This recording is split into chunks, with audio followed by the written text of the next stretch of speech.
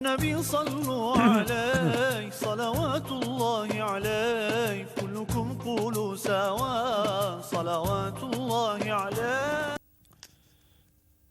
بسم اللہ الرحمن الرحیم. ناظرین کرام، تکبیر ٹی وی کے نوٹنگھم اسٹوڈیو سے مسعود اختر ہزاروی پروگرام صدائے تکبیر کے ساتھ حاضر خدمت ہے.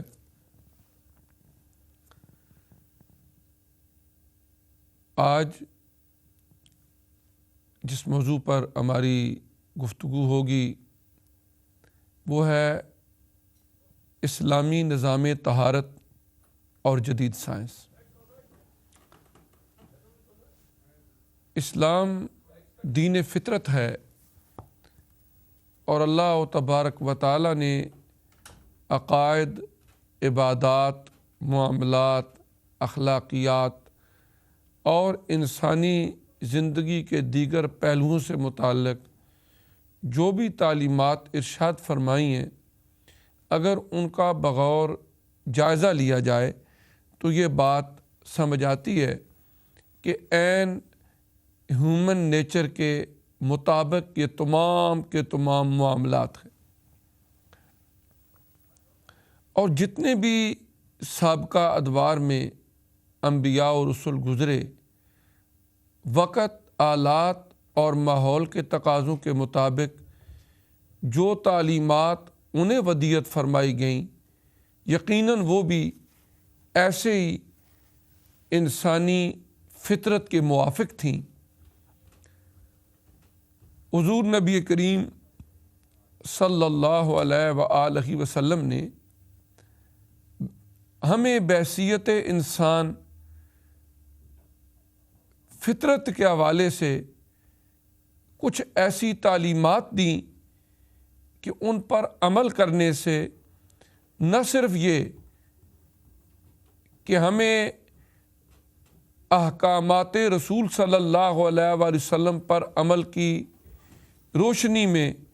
آخرت میں اللہ تبارک و تعالی اجر جزیل عطا فرمائیں گے، بلکہ دنیاوی زندگی میں مادی لحاظ سے کئی ایک فوائد ان کے اندر مضمر ہوتے ہیں. مثال کے طور پر حضرت سیدہ عائشہ صدیقہ رضی اللہ تعالی عنہا سے روایت ہے اور مسلم شریف کی یہ حدیث ہے کہ حضور علیہ الصلاۃ والسلام نے فرمایا 10 من الفطرہ، کہ 10 چیزیں ایسی ہیں کہ جو فطرت سے متعلق ہیں. آپ نے فرمایا لبوں کا ترشوانہ، یعنی جو مونچھیں ہیں ان کا ترشوانہ، داڑھی کا بڑھانا، مسواک کرنا، ناک میں پانی ڈال کر صاف کرنا، ناخن کٹوانا، انگلیوں کے جوڑوں کا دھونا، بغل کے بال دور کرنا، زیر ناف بالوں کا موننا، استنجا کرنا.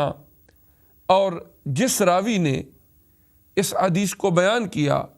سیدہ عائشہ صدیقہ رضی اللہ تعالیٰ عنہ، وہ فرماتی ہیں کہ 10ویں بات میں بھول گئی، شاید وہ مزمزہ تھا، یعنی کلی کرنا، منہ میں پانی ڈالنا.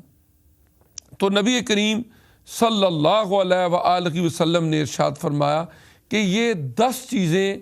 فطرت کا حصہ ہیں. اور اسلام میں قرآن پاک کی آیات، حضور علیہ السلام کی احادیث مبارکہ اس بات کو بڑی وضاحت کے ساتھ بیان کرتی ہیں کہ اسلام بنیادی طور پر نام ہی پاکیزگی کا ہے. نجاست، گندگی، خواہ وہ قلبی اور روحانی ہو،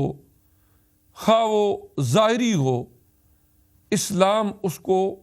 مٹانے کا حکم دیتا ہے اور تزکیہ، پاکیزگی اور صفائی کو رواج دینے کی تلقین کرتا ہے. حضور صلی اللہ علیہ وآلہ وسلم نے ارشاد فرمایا، ترمذی شریف کی حدیث ہے،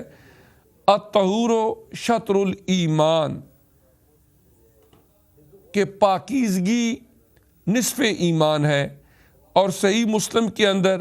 فرمایا گیا الطہور نصف الایمان، کہ پاکیزگی نصف ایمان ہے۔ پاکیزگی پر اسلام نے اگر نظام عبادات پر غور کریں، روزمرہ زندگی گزارنے کے جو ہمارے معاملات ہیں، اگر اس پر متوجہ ہوں تو یہ بات ہمیں نظر آتی ہے اسلامی تعلیمات میں کہ اسلام ہمیں پاکیزہ رہنے کا حکم دیتا ہے۔ سورہ المدثر میں اللہ تبارک و تعالی نے حضور صلی اللہ علیہ وآلہ وسلم کو ارشاد فرمایا کہ آپ ناپاکی سے دور رہیے اور اپنے کپڑوں کو پاک رکھیے۔ گویا اللہ پاک نے اپنے پیارے نبی صلی اللہ علیہ وآلہ وسلم کو ہر حال میں پاک صاف رہنے کا حکم ارشاد فرمایا، اپنے لباس تک کو پاک صاف رکھنے کا قرآن پاک میں اللہ تعالیٰ نے حکم دیا۔ اگر ہم دیکھیں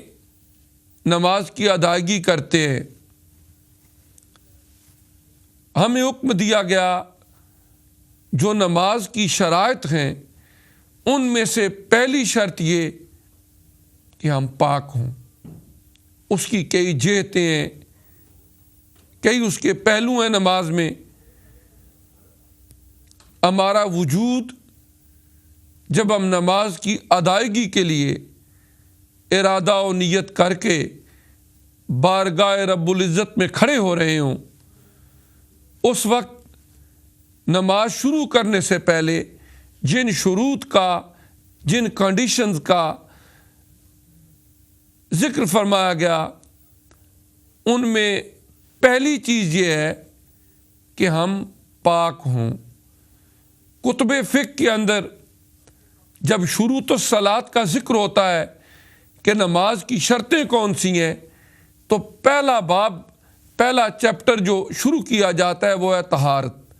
وہ ہے پاکیزگی، کہ ہمارا وجود پاک ہو۔ اس سے مراد یہ اگر وضو کی ضرورت ہے باوضو ہوں، اگر غسل کی ضرورت ہے غسل کیا جائے، اگر وضو یا غسل کی ضرورت تو نہیں لیکن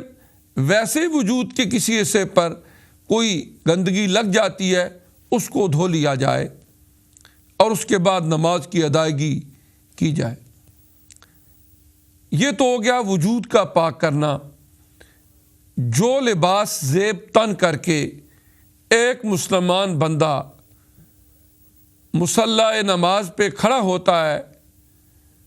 اللہ کو یاد کرنے کے لیے، اس کی عبادت کے لیے،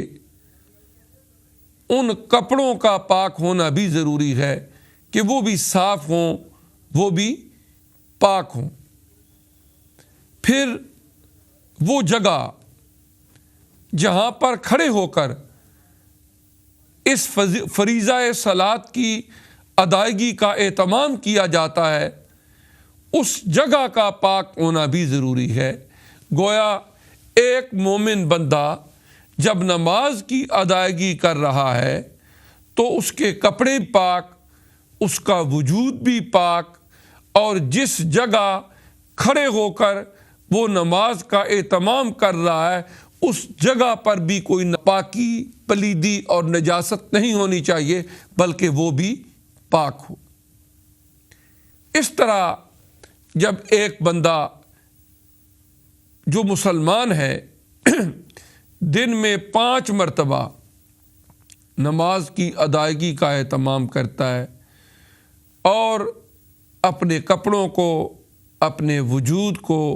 جائے نماز کو پاک صاف رکھتا ہے، اس میں کوئی شک نہیں، وہ تو اللہ تبارک و تعالیٰ کے حکم کی تعمیل کر رہا ہے اور اس ارادے اور اس نیت سے وہ سارا اہتمام کر رہا ہے کہ اللہ تبارک و تعالیٰ کا یہ حکم ہے اور وہ اللہ تبارک و تعالیٰ اس سے مجھ پہ راضی ہوگا۔ لیکن اس میں کوئی شک نہیں کہ اگر غور و فکر کیا جائے تو جہاں اسے آخرت کی بیش بہا نعمتیں ان احکامات کی بجاوری اور حکم خداوندی کی تعمیل کے نتیجے میں ملیں گی، وہاں پر دنیاوی لحاظ سے سائنٹیفک طریقے سے جدید دور کے اندر جب اس پر توجہ دی جائے تو کئی ایک جسمانی اور مادی فوائد بھی ظاہر ہوتے ہیں، جن کا تذکرہ ہم انشاءاللہ تبارک و تعالی اس پروگرام کے اگلے حصے میں کریں گے۔ ابھی ایک بریک کا وقت ہوا چاہتا ہے،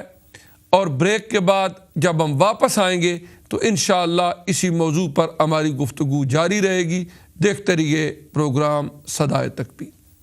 النبي صلوا عليه